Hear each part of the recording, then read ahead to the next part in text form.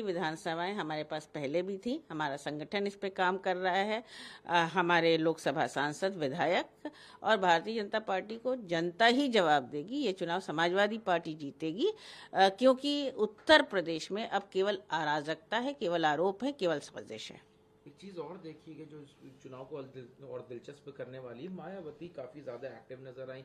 परसों उन्होंने press conference करके और उन्होंने जहां बीजेपी पे निशाना साधा, वहीं पे इंडिया अलायंस पे संविधान और आरक्षण के मुद्दे को उठाया।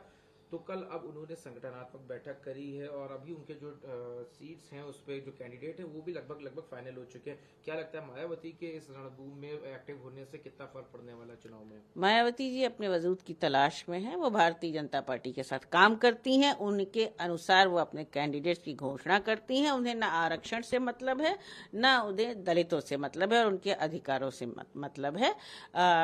बाकी समाजवादी पार्टी एक मजबूत पार्टी है। हम राष्ट्रीय अध्यक्ष अखिलेश यादव जी के नेतृत्व में अपनी पिछड़ा, दलित, अल्पसंख्यक और सबको मिलाकर जो हमारी विचारधारा है, लड़ेंगे, मुद्दों पर लड़ेंगे और चुनाव जीतेंगे। एक सवाल और है, जहां मायावती एक्टिव हुई तो जब ये एनडीए घटक दल के हिस्सा ओम प्रकाश राजभर से इस बारे में सवाल किया गया तो उन्होंने ये कहा कि मायावती के सक्रिय होने से एनडीए को फायदा मिलेगा, क्योंकि जो वोट बैंक मायावती का जो शिफ्ट हुआ था संविधान बचाओ या आरक्षण के नाम पर इंडिया अलायंस में, वो वापस आ जाएगा और उसकी वजह से बीजेपी को फायदा होगा। क्या ओम प्रकाश राजभर को कोई सीट भारतीय जनता पार्टी दे रही है? और उनका जो वोट बैंक उनसे खत्म हो गया है कि उन्होंने लोगों का केवल शोषण किया है, लोगों के अधिकारों का हनन किया है, उस पर वो जनता को जवाब दें और अपनी वजूद की तलाश करें। आखिरी सवाल है, कोलकाता मामले में अभी जिस तरह से जो कई मंत्रियों का कहना ये है कि वहां पे ये दोस्त का हो गया पश्चिम बंगाल में इस तरह का, क्योंकि जो जिस तरह से राज्य पुलिस का वहां पे रवैया रहा, पहले घटना को दबाने का प्रयास किया गया, उसके बाद फिर घटना पे बहकाया गया कि पहले सुसाइड बताया गया और फिर बाद में अब जब एजेंसीज इन्वॉल्व हुई तब जाके इसके बारे में पता चल पाया। केंद्र सरकार तो महिलाओं पर हो बलात्कार पर टिप्पणी नहीं करे। मणिपुर में एक शब्द नहीं बोला, महिलाओं को निवस्त्र घुमाया गया, बलात्कार हुआ। बीएचयू में एक महिला, एक बच्ची को इनके खुद के आईटी सेल वालों ने तथाकथित रूप से बलात्कार भी किया, उसके कपड़े खींचे, उसको नंगा घुमाया गया। उत्तर प्रदेश में रोज बलात्कार हो रहे हैं और भारतीय जनता पार्टी सो रही है। तो अपने प्रदेशों में पहले बात करें, अन्य प्रदेशों की पुलिस पर प्रश्न चिन्ह करने से अच्छा है। बाकी पीड़िता को न्याय मिले, इसके लिए ठोस और बिल्कुल निष्पक्ष कार्रवाई हर जगह होनी चाहिए।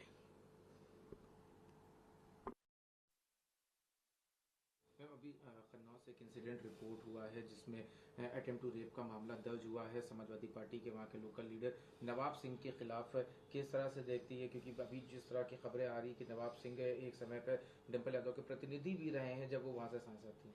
नवाब सिंह समाजवादी पार्टी के पुराने नेता हैं और अभी मैंने वहाँ के एसएसपी की बाइट सुनी इस पर। कौन सी नौकरी थी जो 15 साल की बच्ची जो है वो रात में उनसे मांगने गई थी और सुबह उनकी बुआ की भी बात हो गई थी, 4-5 साल से वो जानते भी थे। तो इस तरह के जो आरोप लगते हैं लोगों पर, इनकी निष्पक्ष जांच होनी चाहिए, तुरंत जांच होनी चाहिए। किसी भी बच्ची के साथ ऐसी घटना हो तो अलग बात है, उसको न्याय मिले, लेकिन यहाँ न न्याय मिल रहा है और मुझे तो ये साजिश लग रही है। हम चाहते हैं कि वास्तव में नार्को टेस्ट हो और जो सच्चाई है उसका दूध का दूध और पानी का पानी हो जाए, पूरी तरह न्याय हो। जिसके साथ अन्याय हुआ, अगर बच्ची के साथ जाती हुई है तो उसके साथ न्याय हो, और अगर आरोप गलत लगे हैं तो इस पर भी सरकार को तुरंत संज्ञान लेना चाहिए। Lodged again Nawab Singh, local leader of Kannauj, in case of attempt to rape. He has been also arrested. It is the case that he has tried to rape juvenile. It's an accusation on an old leader of Samajwadi Party. Apparently, I've just heard the SSP's bite. The girl was 15. So, what sort of job was she looking for? They knew Nawab Singh for a long time. They had called him up in the morning. So, in the night, suddenly this incident happens. Dial 112 is also dialed from there.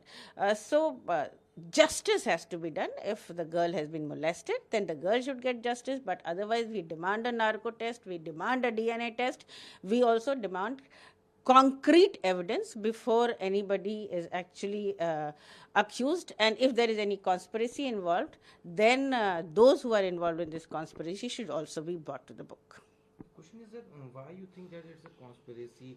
And why narco should be involved in it? Because it's a matter of a juvenile, and she has given a statement to the police. She's given a statement, but what the SSP says, I've not heard her statement, itself shows a certain opposite viewpoints which are not really tallying. And justice has to be done to everyone. Justice should be brought to the juvenile also, and also if an accusation has been leveled at an older person.